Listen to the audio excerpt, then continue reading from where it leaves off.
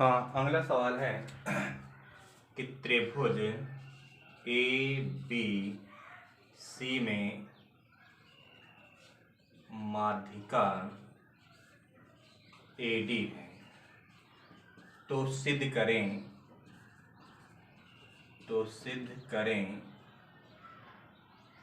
A B square plus A C square equal to A D square plus B D square. त्रिभुज A B C में माध्यिका A D, सवाल लिखा है त्रिभुज ए बी सी में यदि माध्यिका ए डी है तो दिखाइए या सिद्ध कीजिए A B square plus A C square equal to into A D square plus B D square. तो सबसे पहले यहाँ पर एक त्रिभुज बनाइए।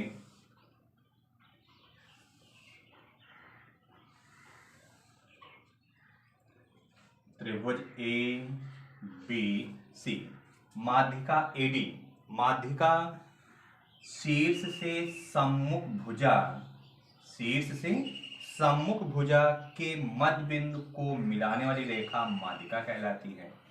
तो शीर्ष ए से ये जो सम्मुख भुजा है अपनी बी सी, इसका ये मध्य बिंदु हमने माना डी, ये इसकी माध्यिका हो गई। तो माध्यिका की एक खूबी है कि जिस भुजा पर माध्यिका हम डालते हैं तो उस भुजा को माध्यिका दो बराबर भागों में बांट देती है। मतलब BD बराबर हो गया DC के, BD बराबर DC और पूरे भुजा का आधा भी है, तो इसको हम ये भी लिख सकते हैं BC/2, BC/2। ये हमें दिया हुआ है। शीर्ष A से एक ये लंब डालिए, इसका नाम दे दीजिए D वाला आता है E मान लें हम। अब इस चित्र में हमें दोनों प्रमेय दिख रहे हैं, एक ये अधिक कोण प्रमेय हो गई और ये है अपनी न्यून कोण प्रमेय।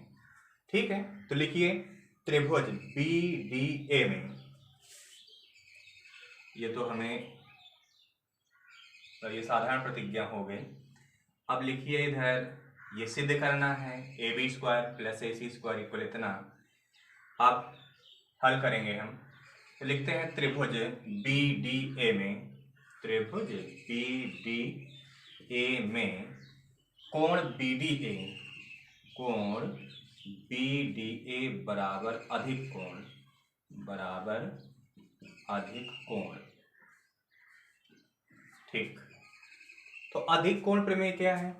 अधिक कोण की सम्मुख भुजा पर बना वर्ग मतलब AB², शेष दोनों भुजाओं के वर्गों के योग। तो शेष दो भुजाएं कौन कौन सी हुई? BD और AD। तो यहाँ पर लिखिए BD² प्लस AD² प्लस आधार भुजा, तो आधार भुजा है यहाँ पर BD और पहली भुजा के प्रक्षेप, तो पहली भुजा थी AD का प्रक्षेप है यहाँ पर DE। यहाँ पर लिख दीजिए DE के गुणनफल के दोगुने के योग के बराबर होता है। ये रहा समीकरण 1। चलिए, ये तो हो गया अधिक कोण प्रमेय। अब इसी चित्र में देखिए हमें ADC, ये वाला चित्र दिख रहा है ना, त्रिभुज ADE, ये अपना न्यून कोण है। तो न्यून कोण लिख लीजिएगा त्रिभुज ADE में कोण ADE बराबर न्यून कोण। अब न्यून कोण की प्रमेय क्या है कि न्यून कोण के सम्मुख भुजा पर बना वर्ग मतलब AC², शेष दोनों भुजाओं के वर्गों के योग, तो हो जाएगा AD² प्लस DC²।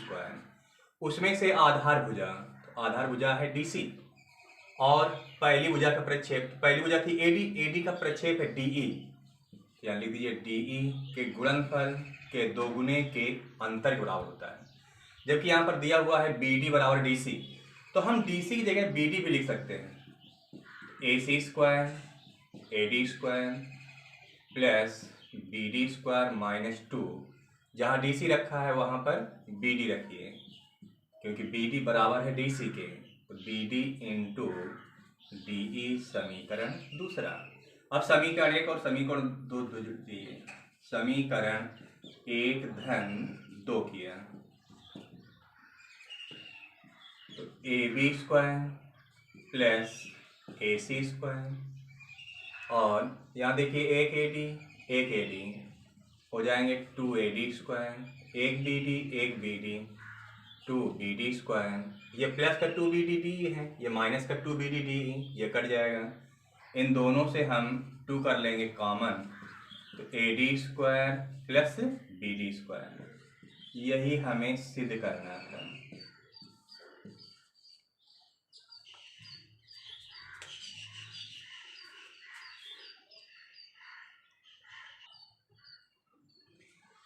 अगला सवाल है कि एक आदमी पूर्व की ओर 10 मीटर जाता है। ये दिशाओं वाले सवाल हैं, तो पहले यहाँ पर दिशा निर्धारित कर लीजिए। बना लिया हमने ये पूरब, पूरब के ठीक सामने होता है पश्चिम, और पूरब के बाईं ओर ये हो गया अपना उत्तर, और दाईं ओर होता है दक्षिण। ठीक, ये अपना मूल बिंदु है। तो अब यही सवाल हम यहाँ पर लगाएंगे। एक आदमी है जो पूर्व की ओर 10 मीटर चलता है, मतलब हमें चलना यहाँ से है, पूरब कहाँ को है, ऊपर की ओर, तो यहाँ से पूरब की ओर 10 मीटर चलिए। ये मान लिए हमने 10 मीटर चले, पूरब की ओर 10 मीटर। अब आदमी यहाँ पर था पहले प्रारंभिक बिंदु ए पर, ए से पहुंचा है बी पर। अब कह रहा है कि 30 मीटर उत्तर की ओर चलता है। आदमी यहाँ पर पहुंच गया था, उत्तर, उत्तर मतलब बाईं ओर। अब बाईं ओर चलिए 30 मीटर,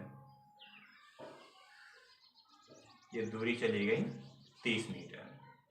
अब आदमी इधर पर है बिंदु सी पर, पूछ रहा है कि अब उसकी प्रारंभिक बिंदु से दूरी ज्ञात कीजिए। ये दूरी हमें निकालनी है। वैसे चित्र में देखें हम तो हमें यहाँ पर एक समकोण त्रिभुज दिखाई दे रहा है। त्रिभुज ABC में लिखिए, त्रिभुज ABC में कोण B बराबर 90 डिग्री। तो जब ये 90 अंश का कोण है तो ये बन गया समकोण त्रिभुज। तो समकोण त्रिभुज में वही हमें कर्ण निकालना है। तो लगाइए भैया पाइथागोरस प्रमेय कि कर्ण का वर्ग इक्वल लंब का वर्ग प्लस आधार का वर्ग। AB है 10, तो 10 का वर्ग, BC है 30, 30 का वर्ग, 10 का वर्ग होता है 100, 30 का वर्ग 900, 900 में 100 हम जोड़ेंगे तो आ जाएगा 1000। 1000 को हम लिख सकते हैं 10 इंटू 10 इंटू 10, ये AC स्क्वायर, वर्ग हटाओ रूट चढ़ाओ, वर्गमूल में 2 2 का जोड़ा बनाया जाता है, 10 का जोड़ा बना देंगे तो 10 निकल आएगा बाहर, तो 10 रूट के अंदर कितना बचा 10, ये हो गया 10 रूट 10 मीटर।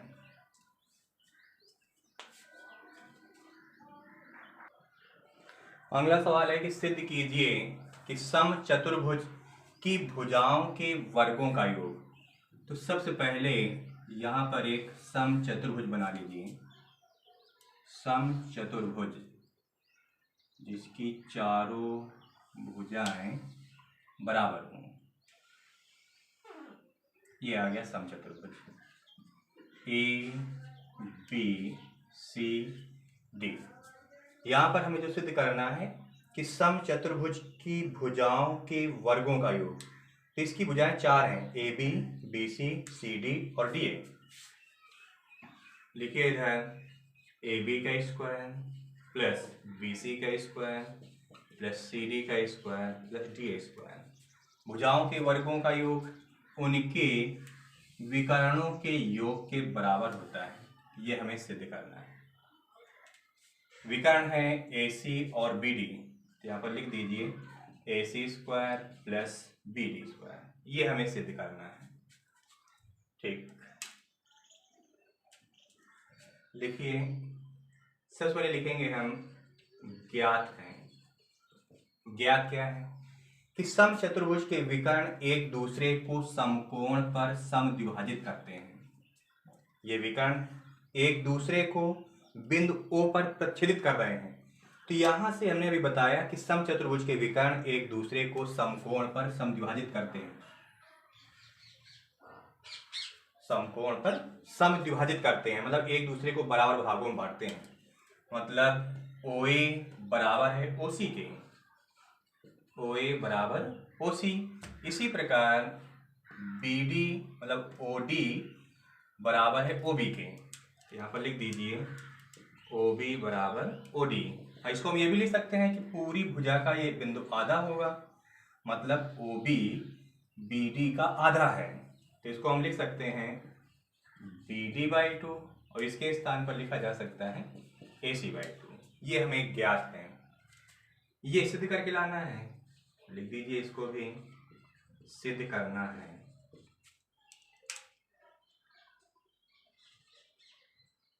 सिद्ध करना है कि AB² plus BC² plus CD² plus DA² equal AC² plus BD²। ये हमें सिद्ध करना है। अब लिखिए उत्पत्ति। इस चित्र में देखिए हमें 4 समकोण त्रिभुज दिख रहे हैं, AOB, BOC, COD और DOA। 4 बने। इन चारों त्रिभुजों को हम लेकर चलेंगे। तो पहले लिखिए त्रिभुज AOB में, त्रिभुज AOB में जब यहाँ पर 90 अंश का कोण बन रहा है तो 90 के सामने वाली भुजा कर्ण होती है। लगाइए यहाँ पर पाइथागोरस प्रमेय कि कर्ण का वर्ग मतलब AB² लंब का वर्ग OA² प्लस आधार OB²। जबकि देखिए OA दिया हुआ AC/2, तो यहाँ पर लिखेंगे हम AC/2। फिर इसका स्क्वायर करिए, OB है BD/2 बराबर, तो BD/2 का होल स्क्वायर। क्या आ जाएगा AC²/4 प्लस BD²/4 समीकरण 1। इसी प्रकार यहाँ लिख दीजिए, इसी प्रकार अब अगला त्रिभुज लेंगे हम BOC। त्रिभुज BOC में लगाइए कर्ण का वर्ग मतलब BC² इक्वल लंब OC² आधार OB²। तो OC की जगह हम लिखेंगे AC/2, तो ये हो जाएगा AC²/4 प्लस OB है BD/2, जो निकल आएगा BD²/4 समीकरण 2। फिर अगला त्रिभुज है COD। त्रिभुज COD में कर्ण का वर्ग CD² इक्वल लंब OD² प्लस आधार OC²। OD है BD/2, तो BD/2 का वर्ग करेंगे तो हो जाएगा BD²/4, जो हो जाएगा AC²/4 समीकरण 3। अगला त्रिभुज बचा ये DOA। त्रिभुज DOA में फिर यही कर्ण का वर्ग मतलब AD² लंब OD² आधार OA²। OD है BD/2 के, तो जाएगा BD²/4।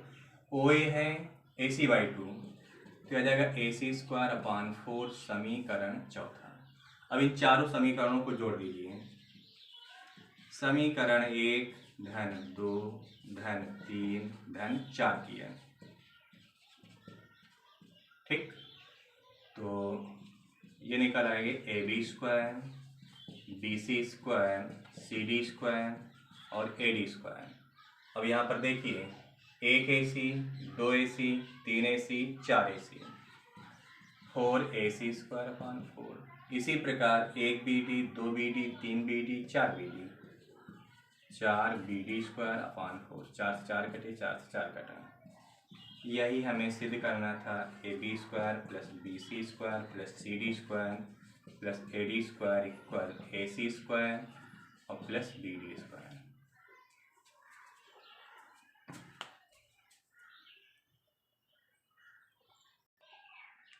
अब अगला सवाल है कि ABC एक समद्विबाहु त्रिभुज है जिसका कोण C समकोण है। यहाँ पर लिखिए ABC एक समद्विबाहु समकोण त्रिभुज है। समकोण त्रिभुज है जिसका कोण C समकोण है। तो सिद्ध करें AB² इक्वल टू AC²। बनाई हुई है एक समकोण समद्विबाहु त्रिभुज, समकोण भी हो और समद्विबाहु भी हो। समद्विबाहु, सम माने होता है बराबर, द्वि माने दो, बाहु माने भुजाएं। जिस त्रिभुज की दो भुजाएं बराबर हो उसको कहते हैं समद्विबाहु। समकोण बीच का कोण 90 डिग्री होना चाहिए। बोले सी समकोण है, इसको सी मान लीजिए, ए और ये हो गया ठीक। ये भुजा इस भुजा के बराबर है, यहाँ लिख दीजिए दिया है या ज्ञात है। क्या दिया हुआ है कि बीसी भुजा एसी के बराबर है। अगली हेडिंग होती है सिद्ध करना है। सिद्ध करना में लिख दीजिए A B square equal to A C square. रचना में लिख देंगे कि त्रिभुज ए बी सी की रचना की जिसका कोण सी समकोण है। बस अब आइए उपपत्ति में। उपपत्ति लगाई पाइथागोरस प्रमेय कि कर्ण का वर्ग मतलब ए बी स्क्वायर लंब ए सी स्क्वायर आधार बी सी स्क्वायर। जबकि देखिए हमें यहाँ पर पता है कि बी सी ए सी के बराबर है, तो हम बी सी के स्थान पर ए सी लिख सकते हैं। ए सी का स्क्वायर इधर लिखा है ए सी स्क्वायर, तो ए सी स्क्वायर ए सी जब वर्ग करेंगे तो आ जाएगा ए सी स्क्वायर। एक ए सी मिला के ये हो गया 2ac स्क्वायर। इधर चल रहा है ए बी स्क्वायर। यही हमें सिद्ध करना था।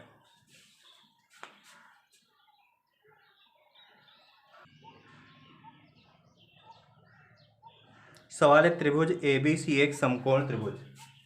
एबीसी एक समकोण त्रिभुज है जिसका कोण सी समकोण है।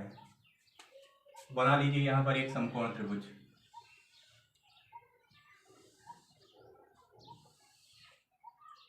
सी समकोण है, इसको हम सी मान लें। ये ए, ये हो गया बी। ए सी इक्वल √3bc। ए सी, ये ए सी बराबर दिया हुआ है √3bc। ठीक। बिंदु डी भुजा ए बी का मध्य बिंदु है। ए बी देखिए ये है ए बी का मध्य बिंदु। ठीक, ये अपना डी हो गया। ऐसा करिए डी को सी से मिला दो बस। अब इसकी उपपत्ति देखिए, डेरिवेशन। तो पहले तो यही लगाइए समकोण त्रिभुज ए बी स्क्वायर, त्रिभुज ए बी सी में कर्ण का वर्ग ए बी स्क्वायर इक्वल लंब ए सी स्क्वायर आधार बी सी स्क्वायर। जबकि यहाँ पर दिया हुआ है ए सी इक्वल √3bc, तो हम ए सी के स्थान पर √3bc भी लिख सकते हैं। स्क्वायर है, स्क्वायर करिए और प्लस बी सी स्क्वायर, ये आ जाएगा 3bc square plus B C square. 3bc 1bc मिला के हो गया 4bc स्क्वायर। ये है अपना ए बी स्क्वायर। वहाँ स्क्वायर हटाइए, इधर रूट चढ़ाइए। A B equal 2bc। ये तो bc का मान निकालें तो 2 के इधर भाग दे दीजिए, तो bc बराबर AB/2। ठीक। जबकि हमें यहाँ पर दिख रहा है कि जो ये ए बी भुजा है, ए बी भुजा BD प्लस AD बराबर है। जो हमें दिख रहा है वो भी दिखाइए इधर कि ए बी बराबर AD plus BD, AD plus BD। दोनों पक्षों को वर्ग करिए तो हो जाएगा A B square equal AD square plus BD square plus 2AD into BD। जबकि ये डी भुजा ए बी का मध्य बिंदु है, तो ये दोनों भुजाएं मतलब यहाँ पर लिख दिए चूंकि बी डी बराबर है ए डी के, तो हम ए डी के स्थान पर बी डी भी लिख सकते हैं।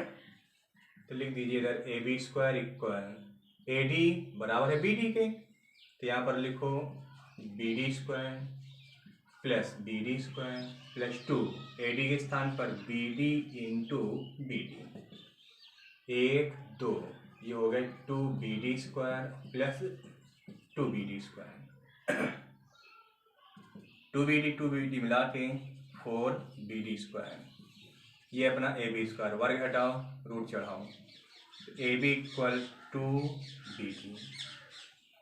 bd का मान निकालिए तो 2 के इधर भाग दे दीजिए इधर, तो आ जाएगा ए बी बराबर AB/2 इक्वल BD। ये अपना समीकरण एक, ये समीकरण दूसरा।